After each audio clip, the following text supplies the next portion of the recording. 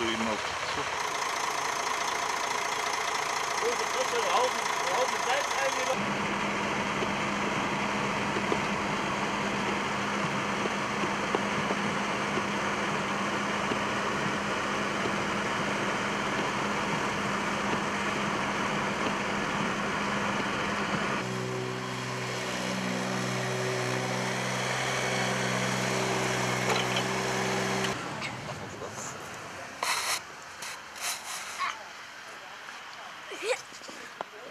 Lukas, was machst du hier und warum?